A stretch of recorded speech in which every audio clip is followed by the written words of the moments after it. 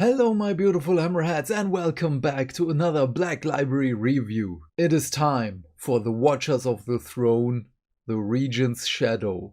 This is the second book in the Watchers of the Throne series and it surpasses the first one. We again have three main characters, in all of which have their own screen time one after another. But this time the Chancellor for the High Lords of Terra is not Tyrion. Instead, it's his apprentice, Lady Jack. And she is amazing. This is, of course, right after the first book and somehow beside Dark City. I'm halfway through Dark City. It's the third novel of the Vaults of Terra series, and some of the events which are happening here, like the attack on Luna, are also mentioned there. So I guess it's a little bit before or right with Dark City. So yeah, but Lady Jack, she's new in her role of counselor to the High Lords of Terra, and after our last few publications in this Wraight-verse, let me call it like this, there had to be some changes in the High Lords of Terra. Not only because our main man, the Avenging Sun, Lord Guilliman, well, he said, "You're not fit to be a High Lord." He yeeted them out and brought replacements, and a few others, well, are either missing or dead. And so it is not only that she is in her new role, but half of the council is also new. Not everyone knows how to deal with the other one. And one of which is, we should not forget, Captain General Trajan Valoris of the Custodes, who has other duties, but yeah, well, he does his stuff. And then again we have, like in the first novel, Valerian and Alea, two of the best characters ever. So right at the beginning, both of them have an audience separately with Guilliman, in which he says, "Okay, I will give you something." And in a grand ceremony in which he presents, well, heroes of the Lion's Gate debacle with presents and titles, in which one, it is not said in this novel, but we know that Captain Messinius, the White Consul emissary for Guilliman, receives the Oromite Power Fist. And in here, Valerian gets the laurels over his head, which is pretty Ultramarian and not really Terran or Custodian. And not everyone agrees with this, that he accepted it, because now some of his brothers think that he is a play tool for Guilliman, that he is under his rule and not under the Emperor's anymore. And Alea, of course, gets her amazing Somnus Blade, in which I love Alea. She is such a strong character. She knows what she wants. She is a little bit on the violent side partway through the book when she pursues someone which ends up dead. She is so angry with that person that she still punches the dead face multiple times, and after a while she stops and thinks, "Oh, this is not worth it." But everything with her is revenge. It has to be violent because she was, well, an outcast all of her life, even though she is a very lovable person. So I hope that in the third novel she will get a little bit more of character development. But the relationship between Valerian and Alea is beautiful. Both of them don't know what it's like to feel warmth of another person. She has no soul, he has no spirit. Well, so it is said in the book. That is Alea's view of both of them, and that they are complementing each other. This is so heartwarming. I love how she thinks that he's annoying, but he's very deadly, and kinda does not want to admit to herself that she really likes him. And he is the one, like, oh, I like her. Can we be best friends, please? And he even gives her his misericordia so that she can pursue her quest and finish her mark with the blade. This is so nice. But yeah, I'm kinda going a little bit too much forward in the story. What I like is that both of them have a kinda switcheroo. He starts as the scholar, the librarian. He reads a lot.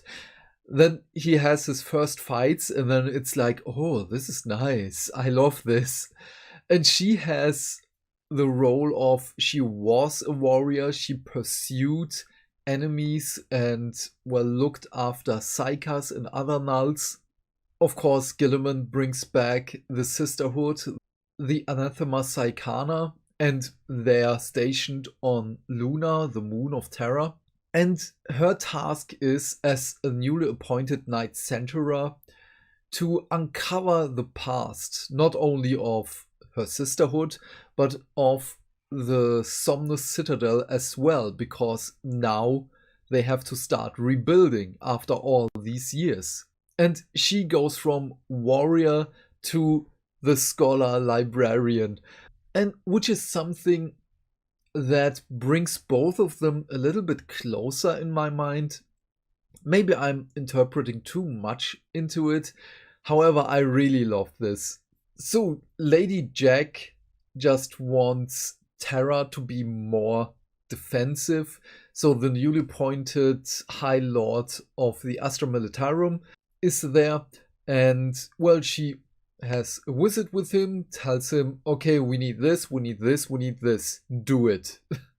And he's like, whoa, where should I get those? And you're not a High Lord. What's up with that? But ultimately, she is the housekeeper of all the things on Terra and in the Imperium, because if she's not doing it, it's not getting done. Well, of course, the High Lords do their stuff, but, and this is beautiful, this is why I call it the Wraight-verse, because of Chris Wraight, and the connections between Walls of Terra and this series.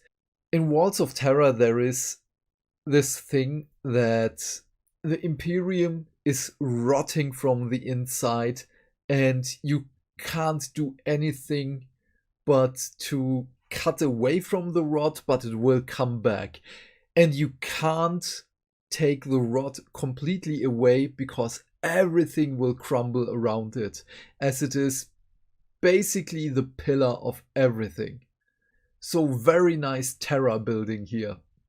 The ultimate story is that there is a part in the Imperium and the higher echelons which is called something like the stagnating ones. I don't know, I can't remember, because it's not really important. The main thing is they don't want things to change. They want things to stay like they are, like they have ever been. And that's okay, that's the status quo.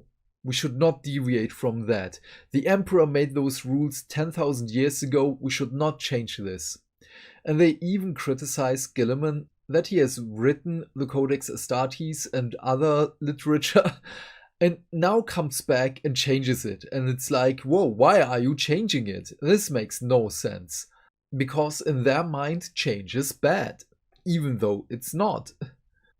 So I know I'm rambling a little bit, because all of the stories are interwoven with each other. Lady Jack finds that the High Lord of the Assassins hid 12 assassins from Gilliman, which are now under his sole control. Valerian is on Terra fighting with the Imperial Fists and a few of his brothers and are rooting out cultists, which brings them more and more hints on what and who the real culprit is in this story. And Alea is on the verge of finding the truth of what happened on Luna and who the matriarchs were, because her equerry has some connections to this.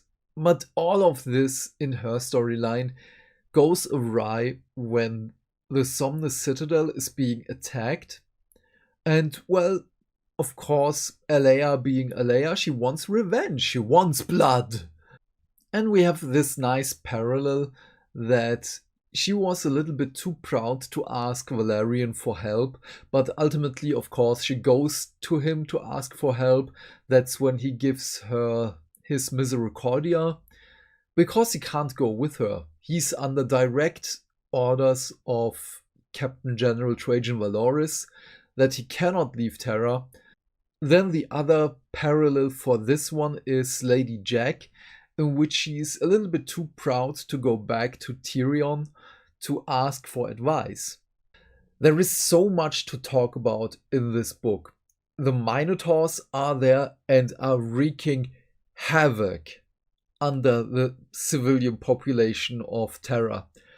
Even though they say that they're rooting out the cultists.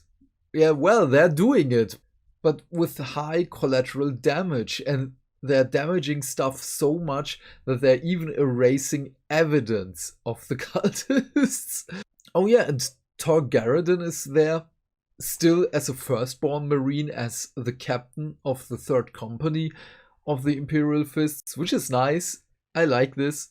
And again, this is very, very well written, as every storyline congeals in such a good way at the end, and it just makes sense on how everything is built up on top of another, like a very well built Jenga tower. And this is the rod at the center of the Imperium. When you take the one stone of the tower away, the whole thing will collapse and you can just yell Jenga. But in the end, everything goes as planned. As the title, The Regent's Shadow, is kinda a dichotomy, because for many people, the Regent's Shadow just means, okay, he's gone, we can go back to whatever we want, we can go back to our old ways. However, the Regent's Shadow just means he left things on Terra which help him change things permanently. And I love this. This is so good. I can't wait for the 3rd novel. And Valerian's buddy, Navradaran of the Aferoi is missing. And, well, in the novel Dark City, we get to know where he is, which is amazing. But yeah, for this you will have to wait either for the next review, or you can read it for yourself, of course. Or you can read it and then come back to the video. But yeah, very, very enjoyable. There are so many story beats in here which I really love. Some of them, of course, for the background of 40k, again for the High Lords of Terra, how corruption works, and so on and so on. I just loved it. So as much as I don't like fight scenes, except in a few novels, you can see those in my Best of 2022 series. There are 3 examples in which I like the fight scenes. And in this one, it wasn't that my brain switched off like with many other novels and fight scenes. In this one, Alea is such an awesome character and I love her thought process. Valerian as a Custodes also is very interesting, especially when they're fighting with the Imperial Fists together to see how they can supplement each other. Very good. I loved it. So all in all, this book is a solid 9 out of 10 teases for the secrets of Terra in this story. And these teases are amazing. I loved it. But what are your thoughts on this book? Please leave your thoughts and questions in the comment section down below. I am keen to know what you have to say. And while you're down there, do all the YouTube stuff, because hitting buttons is fun. If you want to support the channel and you don't know what to say, just write "For the Emperor" in the comments. Have a great day, my friend. Stay fantastic. Stay hydrated. And I will see you in the next video. Bye!